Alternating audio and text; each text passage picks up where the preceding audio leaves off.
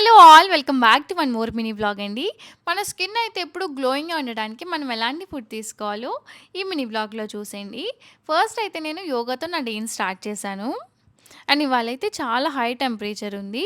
So, yoga అయితే complete అయ్యాక మా మమ్మీ నాకు హాట్ వాటర్‌లో కొంచెం పుదీనా అండ్ సిన్నమన్ యాడ్ చేసి ఇచ్చారు.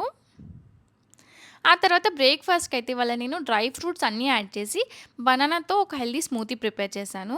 సో, బ్రేక్‌ఫాస్ట్‌కి ఇవాళ dry fruit smoothie and water melon. ఆ తర్వాత నేను ఇంట్లో కావాల్సిన గ్రాసరీ, ఫ్రూట్స్ ఇవన్నీ ఆర్డర్ చేశాను.